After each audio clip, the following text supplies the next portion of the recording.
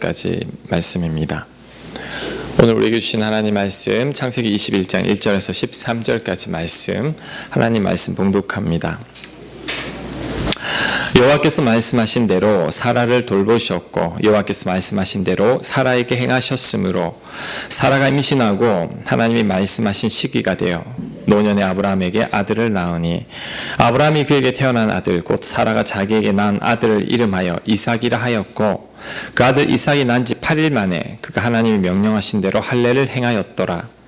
아브라함이 그의 아들 이삭이 그에게 태어날 때에 100세라. 사라가 이르되 하나님이 나를 웃게 하시니 듣는 자가 다 나와 함께 웃으리로다.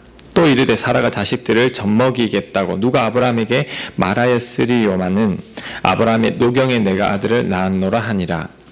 아이가 자라매 젖을 때고 이삭이 젖을 때는 날에 아브라함이 큰 잔치를 베풀었더라. 사라가 본즉 아브라함의 아들 애굽 여인 하갈의 아들이 이삭을 놀리는지라. 그가 아브라함에게 이르되 이 여종과 그 아들을 내쫓으라. 이 종의 아들은 내 아들 이삭과 함께 기업을 얻지 못하리라 하므로 아브라함이 그의 아들로 말미암아 그 일이 매우 근심이 되었더니 하나님이 아브라함에게 이르시되 네 아이나 네 여종으로 말미암아 근심하지 말고 사라가 내게 이른 말을 다 들으라. 이삭에게서 나는 자라야 내 씨라 부를 것임이니라. 우리 13절 말씀 같이 읽겠습니다. 시작.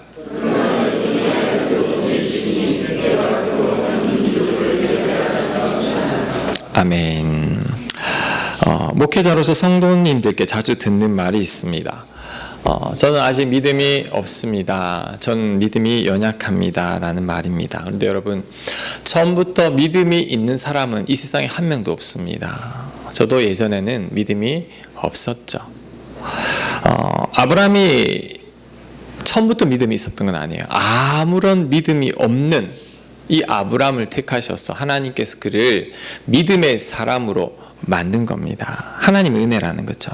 자, 오늘 아브라함과 사라가 드디어 아들을 낳았는데 여러분, 이것도 믿음이 있어서 아들을 낳은 게 아닙니다. 하나님께서 그에게 은혜를 주신 겁니다. 제가 보니 아직도 연약해요, 아브라함은.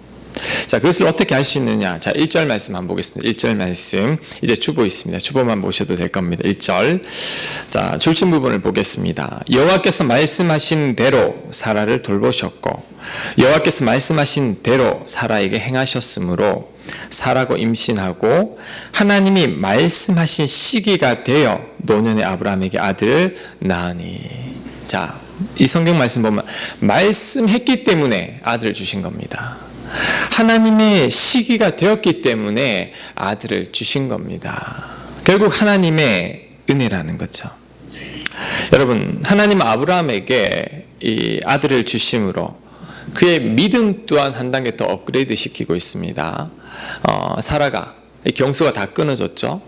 도저히 아들을 낳을 수 없는데 또 아들을 줌으로 아브라함과 이삭, 사라가 우리 하나님은 전능하신 하나님이구나 다시 한 번 더 깨닫게 되는 거죠. 가만히 보니까 다 은혜라는 거죠. 믿음 없는 아브라함에게, 사라에게 믿음을 주신 분도 하나님이요, 그들에게 아들을 주신 분도 하나님입니다. 여러분, 이것을 우리에게도 적용할 수 있습니다. 우리 또한 여러분 다 하나님의 은혜입니다. 은혜 아니면 살아갈 수가 없네, 그 찬양을 부르는데 정말입니다. 은혜 아니면 살아갈 수가 없죠. 다 하나님의 은혜입니다. 자, 오늘 하나님께서 아브라함을 통해서 우리에게 말하고 있습니다. 다 내 은혜란다. 그것을 우리에게 가르쳐주고 있다는 거죠. 그리고 이 모든 것이 하나님의 은혜라면 그것을 안다면 여러분 어떻게 살아야 할까요? 겸손히 살 수밖에 없습니다. 왜요? 다 하나님의 은혜니까. 감사하며 살 수밖에 없습니다. 왜요? 다 하나님의 은혜니까. 기도할 수밖에 없습니다. 왜요? 하나님의 은혜니까. 교회도 하나님 은혜로 세워집니다. 목사가 세우는 게 아닙니다. 하나님 은혜로 세워지죠. 여러분 가정도 마찬가지입니다. 돈이 여러분 가정을 세워가는 게 아닙니다. 하나님의 은혜죠. 여러분 자녀들도 마찬가지입니다. 공부 잘한다고 좋은 대학 간다고 좋은 직장 구한다고 그 자녀가 형통해지는 게 아닙니다. 하나님의 은혜입니다. 자, 시편 127편 1절 말씀 우리 같이 한번 읽겠습니다. 1절 2절 말씀 시작. 여호와께서 집을 세우지 아니하시면 세우는 자의 수고가 헛되며 여호와께서 성을 지키지 아니하시면 파수꾼의 깨어 있음이 헛되도다. 너희가 일찍 일어나고 늦게 누우며 수고의 떡을 먹음이 헛되도다. 하나님 은혜가 아니면 아무리 일찍 일어나고 늦게 자도 소용이 없다는 거죠. 하나님의 은혜를 주셔야만 가능합니다. 내가 아무리 노력한다고 모여지는 게 아닙니다. 하나님의 은혜라는 거죠. 하나님 은혜 주지 않으면 한순간에 다 날아가죠. 하나님 은혜 주시면 없어도 부족함이 없다는 거죠. 제가 9월부터 여러분 기도하자고 하는 이유가 있습니다. 하나님 은혜죠. 하나님의 은혜라면 기도 안 할 수가 없는 거죠.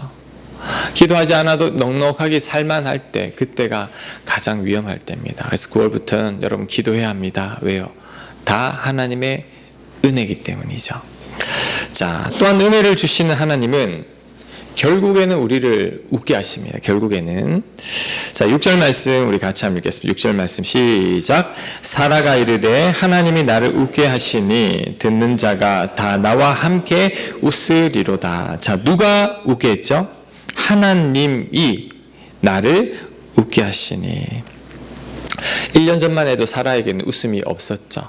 헛웃음, 쓴웃음, 허탈한 웃음을 짓던 그 사라인데 하나님께서 이 사라를 이제 활짝 웃게 해 주셨다는 거죠. 이삭이라는 이름 뜻이 웃음입니다. 하나님이 아들 이름을 이삭이라고 지으라고 했는데 왜 그러냐면 이름을 부를 때마다 기억하라는 거죠. 웃음아 웃음아라고 할 때마다 하나님이 나를 웃게 하셨다는 거죠. 여러분, 하나님은 우리를 결국에는 웃게 하십니다. 그런데 이렇게 웃게 하시는 하나님을 오해하는 분들이 많습니다. 우리 교인들 중에서는. 누구냐면 고난이죠. 고난을 많이 겪은 분들, 힘든 생활을 많이 했던 분들은 결국에는 하나님께서 웃게 하신다라는 것을 잘 믿지 못합니다. 하나님 나를 사랑하지 않는 것 같습니다. 하나님 저를 왜 이렇게 힘들게 하십니까? 하나님 내 기도 왜 듣지 않으십니까? 라고 하나님 오해하죠. 그런데 여러분, 잘못된 생각입니다. 다시 말합니다. 하나님은 여러분을 울게 하는 분이 아니에요. 결국에는 웃게 하십니다. 우린 그것을 믿어야 하는 거죠. 하나님 우리를 사랑해서 아들을 주셨어요. 십자가를 생각해야 됩니다. 마음이 흔들릴 때 십자가를 생각하면서 나를 이렇게 사랑해서 아들을 주셨는데 왜 내가 울게 하시겠는가? 하나님이 여러분들에게 더 좋은 것을 주고 싶어서 안달이 나신 분이라는 거죠. 그래서 우리는 그것을 믿기만 하면 됩니다. 믿음을 가지고 조금만 더 인내하고 조금만 더 참다 보면 여러분 깨닫게 될 겁니다. 아, 하나님이 나를 웃게 하시는구나. 오늘도 하나님의 시기가 되어 아브라함과 사라가 활짝 웃게 되는데 하나님께서 여러분도 하나님의 때에 하나님께서 활짝 웃게 하실 줄로 믿습니다. 아멘. 자, 그런데 여러분 저를 한번 보십시오. 이제 본격적으로 이제 아브라함과 사라 이야기가 들어가는데 호사다마라고 하죠. 좋은 일이 있으면 나쁜 일이 꼭 따라옵니다. 아브라함과 사라가 아들을 얻어서 100세의 아들을 얻어서 너무너무 기쁜데 이때 안 좋은 일이 생깁니다. 그게 뭐냐면 이삭이 젖을 때는 날 아브라함이 큰 잔치를 벌립니다. 이때 당시에 이때는 언제 젖을 때느냐면 5살에서 6살 정도에 젖을 때입니다. 왜? 이유식이 없어요. 분유가 없어요. 그러니까 늦게 젖을 때인데 이때 잔치를 베풉니다. 건강하게 잘 자랐으니까.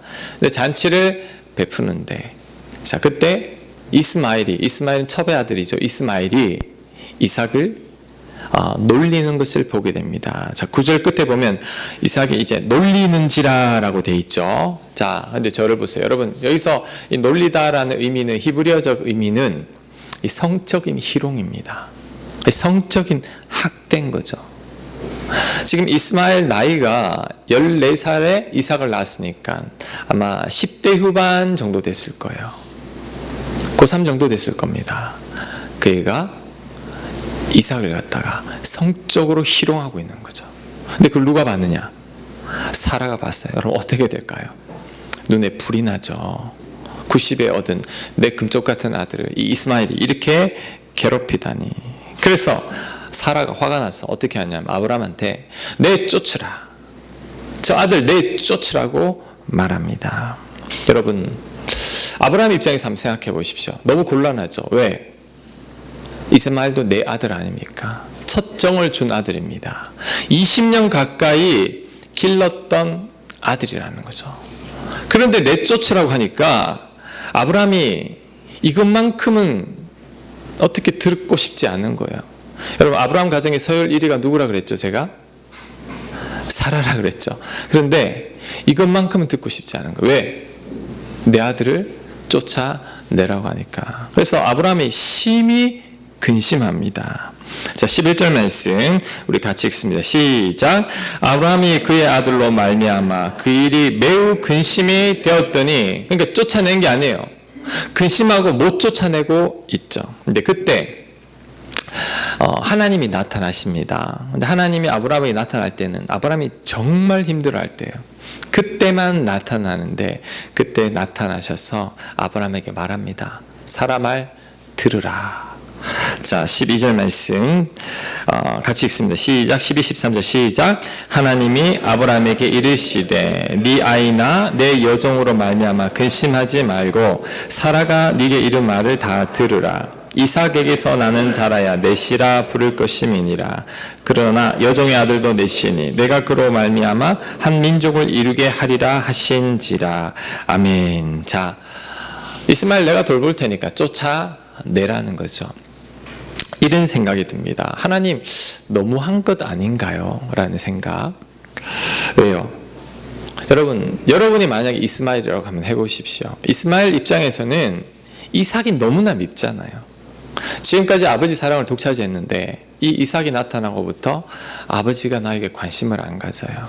그리고 이삭만 아니었다면 이스마엘은 아버지 대를 이어 아버지 아브라함의 모든 재산을 그가 다 차지할 수 있을 텐데, 이 이삭이 태어나고 후로는 이제 이스마엘은 찬밥 신세죠. 화가 나죠. 놀릴만 하잖아요. 그리고 여러분, 애들 키워봐서 알겠지만 첫째는 둘째를 괴롭힙니까? 안 괴롭힙니까? 첫째는 둘째를 다 괴롭혀요. 원래 우리 어머니가 그러더라고요. 제 동생이 태어났는데 제가 몰래 자꾸 꼬집었대요. 이렇게 꼬집고 방에 누워 자면 이불을 확 덮어버렸대요. 얼굴까지 싹. 왜? 미워서.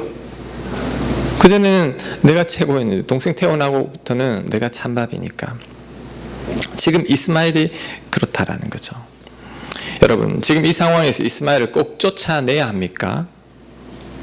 예전에는 이렇게 생각했어요. 약속의 자녀가 아니니까 쫓아내야죠. 당연히 쫓아내는 게 당연한 것 아닙니까? 라고 생각했는데 지금은 제가 그렇게 생각하지 않습니다. 왜냐하면 하나님을 알아가니까 하나님은 그렇게 냉혹한 분이 아니라는 거죠.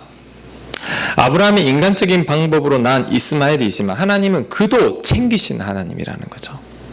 쫓아낼 것 같으면 옛날에 쫓아냈죠. 하갈이 사라에게 교만하게 했을 때 사라가 하갈을 쫓아내잖아요. 그럼 그때 하나님이 버렸어야지. 그때 하갈에게 나타나서 위로하고 네 사라에게 복종하라고 하면서 데려왔잖아요. 자, 그런 하나님이라면 지금 이 이스마엘을 그렇게 이제 다음 주 보면 알겠지만 물 한 가죽 부대 주고 그냥 쫓아내버립니다. 하나님은 그렇게 쫓아낼 분이 아니라는 거죠. 지금 이 순간만큼은 아브라함과 사라의 결정에 의해서 하갈과 이스라엘의 운명이 좌지우지되고 있는 순간입니다. 여러분, 한번 물어볼게요. 질문. 같이 사는 게 맞습니까? 쫓아내는 게 맞습니까? 아브라함이 맞습니까? 사라가 맞습니까? 아브라함이 맞습니다. 손 한번 들어볼까요? 아브라함이 같이 사는 게, 그럼 쫓아내야 된다. 손 한번 들어보세요. 쫓아내야 된다. 자, 쫓아내야 된다는 분들이 많은데 여러분이 하갈이라면, 여러분 애가 이스마엘이라면 여러분 그래도 쫓아내는 게 맞습니까? 우리는 너무 이삭에 편중되어 있다라는 거죠. 가만히 생각해 보면 하갈과 이스마엘은 얼마나 서러워요. 20년 동안 살았던 아버지가 그렇게 쫓아내다니요. 왜 하나님은 아브라함보다는 사라의 말을 듣고 그 이스마엘을 쫓아내라고 하는 걸까요? 왜 그럴까요? 이유가 있습니다. 자, 저를 보세요. 하나님도 사라는 못 이깁니다. 아니, 목사님 무슨 말씀? 하나님이 왜 사라를 못 이깁니까? 아니요. 지금 이 순간은 하나님도 사라를 못 이깁니다. 하나님께서 사라에게 만약에 야, 너 이스마엘 그래도 아들이니까 품고 살아라고 했다면 사라가 말 안 들었을 것 같아요. 그리고 혹 말을 듣는다 해도 두고 괴롭혔을 겁니다. 학대했을 거예요. 이스마엘을 괴롭혔을 겁니다. 하나님은 사라에게 나타나지 않고 아브라함에게 나타난 이유는 하나님은 사랑의 하나님, 품는 하나님이세요.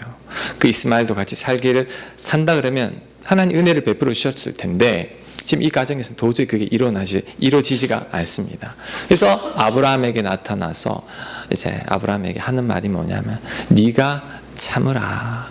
내가 이스마엘 책임져 줄 테니까 네가 저 주라는 거죠. 아브라함에게 설득하는 겁니다. 자, 여러분 베드로전서 3장 7절 말씀 우리 같이 우리 남편들만 읽겠습니다. 베드로전서 3장 7절 말씀 주보 있습니다. 시작. 남편들아 너희 아내와 동거하고 그를 더 연약한 그릇이요 또 생명의 은혜를 함께 이어받을 줄 알아 귀히 여기라. 연약하다고 합니다. 여러분 죄송합니다. 연약합니다. 성경은 여자를 연약하다고 하고 그러니까 연약하면 깨지기 쉬워요.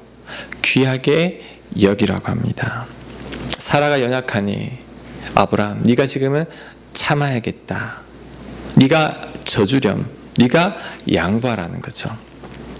여러분 여기서 주는 아주 귀한 교훈이 한 가지가 있습니다. 그게 뭐냐면 하나님은 저와 여러분을 인격적으로 대하십니다. 사라 마음을 확 바꾸셔가지고 이스마엘하고 같이 살게 하는 것은 하나님의 방법이 아닙니다. 그건 하나님 우리를 로봇처럼 대하는 거죠. 전능하신 하나님이니까 사람만 바꾸는 게 쉽습니다. 그런데 이것은 하나님의 방법이 아니죠. 하나님은 억지로 강요하는 분이 아닙니다. 하나님은 억지로 끌고 가는 분이 아닙니다. 우리를 최대한 존중하고 우리를 한 인격체로 대해 주시는 거죠. 자, 그렇다면 하나님이 우리를 이렇게 대한다면 우리 또한 이렇게 대해야 합니다. 그런데 우리는 그렇게 하지 않습니다. 우리는 강요합니다.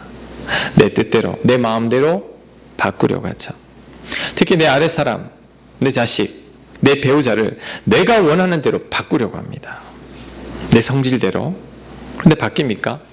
안 바뀝니다. 오히려 부작용만 더 생긴다는 거죠. 우리 이중표 목사님, 우리 별세신앙에 보면 이런 이야기가 나오는데 제가 이 이야기를 예전에 읽고 제 마음에 새겼던 이야기가 있습니다. 그게 뭐냐면 이제 이중표 목사님 젊어서 목회할 때 이제 그 교회에 한 성도님들 얼마나 이 목사님을 괴롭히는지 모릅니다. 참고 또 참다가 어느 날 결심했습니다. 내가 쫓겨나간 한이 있더라도 내가 쫓아내야겠다. 내가 이번 기회에 버르장머리를 고쳐놓겠다. 화가 나서 하나님 앞에 대들시 기도하죠. 하나님 못 찾겠습니다. 내가 나가든 저 사람이 나가든 둘 중에 하나 하겠습니다. 나는 무조건 버르장머리 고쳐 놓겠습니다. 라고 이렇게 화가 나서 기도하고 있는데 그때 예수님께서 이런 감동을 주셨다고 합니다. 이 목사야, 네가 아무리 해도 그 버르장머리 못 고친다. 나도 못 고쳤다. 내가 오죽하면 십자가에 못 박혔겠느냐. 내가 고칠 수 있다면 십자가 안 달린단다. 못 고친다. 안 바뀐단다. 그러다 네가 더 다친다. 하나님 그 말씀을 이제 감동을 주신 거죠. 그래서 하나님도 안 된다는데 내가 어떻게 하지? 그 고민하다 그냥 포기했다고 합니다. 포기하고 그냥 목회를 했다고 하는데 여러분 사람 잘 안 변한다고 하죠. 정말 안 변합니다. 사람이 쉽게 바뀔 것 같으면 예수님 십자가 안 달려도 돼요. 바꾸면 되니까. 바꾸려고 해도 안 바뀌어요. 해도 안 되니까 예수님이 결국 내가 네한테 기대 더 이상 안 하마. 내 탓이다. 내 잘못이다. 내가 주구마. 십자가에 못 박히신 거죠. 우리 힘과 노력으로 안 되니까 하나님의 은혜로 우리를 구원하신 겁니다. 그러니까 예수님이 우리에게 져준 겁니다. 야곱에게도 져준 적이 있어요. 약복 강가에서 하나님 져주고 그 이름을 네가 하나님 이겼다. 이름을 이스라엘이라고 짓잖아요. 우리에게 져주시기 위해 십자가에 못 박히신 거죠. 그러니까 우리도 이것을 안다면 내 곁의 사람을 내 원대로 바꾸려고 해서 안 됩니다. 절대 안 바뀝니다.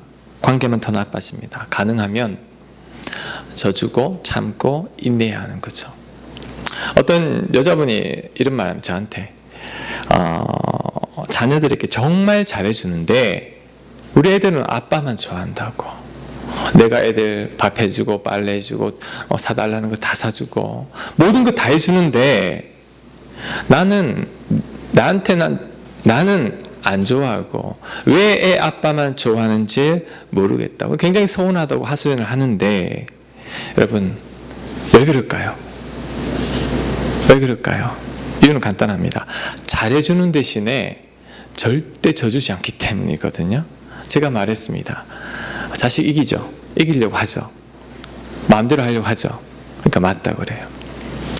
여러분 누구나 지는 걸 원치 않아요. 내가 하고 싶은 걸 하기를 원하는 거죠. 근데 내 자녀에게 내 마음대로 강요하고 간섭하고 내 뜻대로 살기만을 원하니까 이 자녀들이 아무리 잘해줘도 싫은 거죠. 아빠는 늦게 와서 아무것도 하는 게 없지만 져줘요. 져주니까 좋은 거라는 거죠. 여러분 사람은 잘 안 바뀝니다. 아브라함 이제 그가 하나님의 부르심을 받은 지 거의 30년이 됐어요. 사라도 거의 30년이 되었죠. 잘 안 바뀌어요. 이삭을 모리아산에서 바칠 때까지 아직 10여 년의 시간이 더 필요하다는 거죠.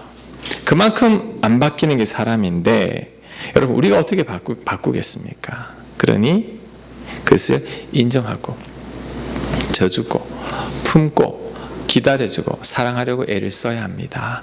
그럴 때 그가 언젠가는 변화된다는 거죠. 이게 하나님의 방법입니다. 그러니 여러분 아브라함에게 저주라고 했던 그 하나님께서 우리에게도 말씀합니다. 네가 바꾸려고 하지 말고 네 뜻대로 강요하지 말고 네가 뒤로 물러서라. 이 아브라함과 사라를 통해 하나님께서 우리에게 주시는 말씀입니다. 자, 그 다음 이 아브라함과 사라를 통해서 또 중요한 교훈을 하나 배울 수 있는데 그게 뭐냐면 남녀의 중요한 차이를 하나 발견할 수 있습니다. 자, 여러분 여성분들 저를 한번 따라해 보시기 바랍니다. 남자는 이해가 되면 마음이 풀린다. 이제 남자분들 한번 따라해 보시기 바랍니다. 여자는 마음이 풀어져야 이해가 된다.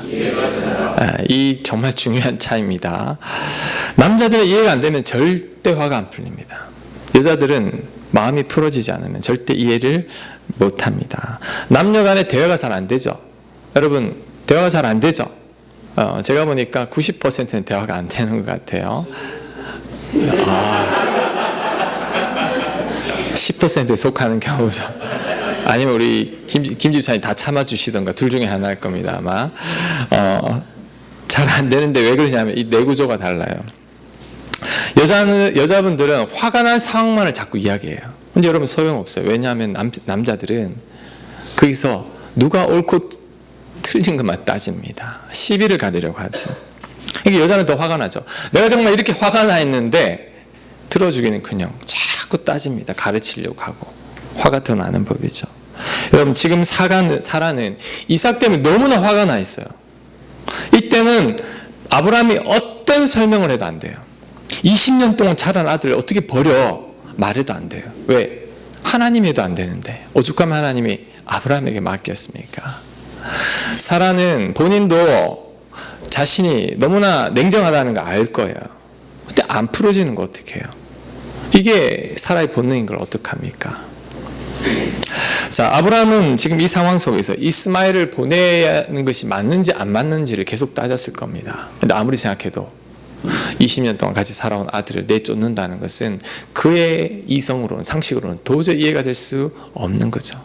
그래서 못 보내고 이렇게 버티는 거죠. 갈등하고 있는 거죠. 하나님이 중재하신 이유가 여기 있습니다. 해결이 안 되거든요.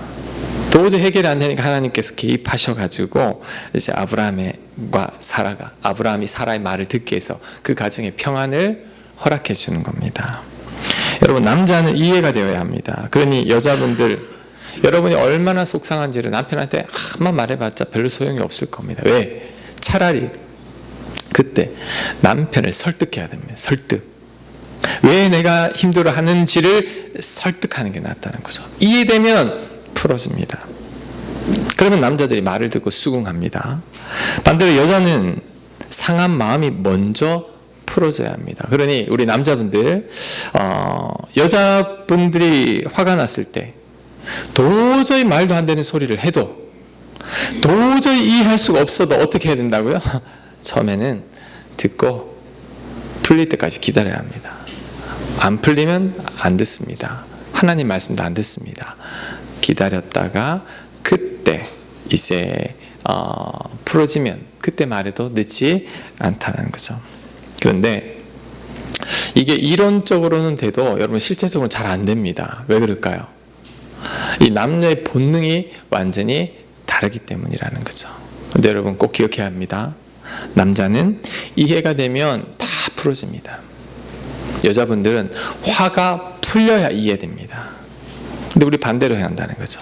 이것을 명심하고, 아내는 남편을 자꾸 이해시키려고 애를 쓰고 남편은 아내의 말을 잘 들으려고 애를 써야 합니다. 그럴 때 가정이 평화롭게 될 줄 믿습니다.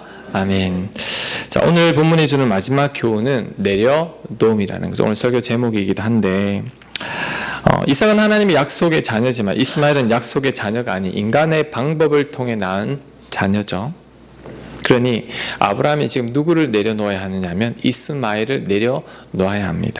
그리고 하나님께서 사라의 말을 들으라고 하는 이유가 또 있습니다. 자, 저를 한번 보세요. 사라의 말을 들으라고 하는 이유가, 하나님 보시기에는 이스마엘과 이삭이 같이 살면 둘 다 불행해집니다. 여러분, 야곱 가정에 그런 일이 있었죠. 야곱은 요셉만 좋아하고 형들은 사랑받지 못합니다. 어땠죠? 그 형들이 요셉을 죽이려고 하다 결국 애굽의 노예로 팔아버렸잖아요. 이스마엘이 그 동생을, 그 어린 동생을 성적으로 희롱할 정도로 괴롭혔다면 앞으로 더 심하게 괴롭힐 겁니다. 아마 이삭은 소심한 이유가, 어쩌면 이 괴롭힘을 당했어서 이렇게 소심한지도 모릅니다. 집 같이 살면 안 돼요. 떨어져 사는 것이 이삭에게도 좋고 이스마엘에게도 좋습니다. 하나님 그걸 알아요. 그런데 문제가 뭐냐면 아브라함이 내려놓지를 못하는 거죠. 이스마엘 절대 못 보냅니다. 아브라함의 약점이 사람이잖아요. 이 사람의 애착 때문에 늘 시험에 빠지는데 이 이스마엘을 내려놓으라고 하니까 못 내려놓는 거죠. 그래서 하나님께서 사라의 연약함과 분노를 통해서 아브라함으로 하여금 이스마엘을 내려놓게 만듭니다. 사라의 연약함과 분노를 하나님께서 사용하신 거죠. 결국 아브라함이 이스마엘을 내려놓게 됩니다. 여러분, 이게 하나님의 지혜입니다. 하나님은 그 인간의 연약함을 통해서도 가장 좋은 길로 이끌어 가신다는 거죠. 이게 하나님의 지혜죠. 우리는 그러니 그 하나님이 신뢰하기만 하면 된다는 거죠. 여러분, 오늘 이 아브라함을 통해서 우리 또한 깨달아야 합니다. 우리 삶 가운데 내가 내려놓지 못하고 있는 것이 무엇인가를, 그거 내려놓아야 합니다. 우리도 아브라함처럼 안 내려놓으려고 해요. 그게 이스마엘처럼 어쩌면 여러분의 자녀일 수도 있습니다. 그리고 많은 분들이 내려놓지 못하는 게 돈입니다. 많은 성도님들이 이거 못 내려놓죠. 그 외에도 여러분이 내려놓지 못하는 게 있을 겁니다. 하나님 그거 내려놓기를 원합니다. 왜냐하면 그것 때문에 하나님의 더 깊은 은혜가 여러분에게 들어가지 못하기 때문이죠. 그래도 내가 안 내리고 계속 고집을 피운다면 하나님께서 결국 내 곁에 사라와 같은 사람을 통해 일하십니다. 아브라함이 못 내려놓으니 사라를 통해 하나님 뜻을 이루어 가시는 거죠. 그 사라가 어쩌면 내 아내일 수도 있고 내 남편일 수도 있고 내 자식일 수도 있고 나를 내 곁에 있는 사람일 수도 있습니다. 나를 굉장히 힘들게 하는 사람이죠. 그런데 하나님께서 그 사람을 나에게 붙여주신 이유는 그 사람을 통해 나로 하여금 완전히 내려놓게 하는 거죠.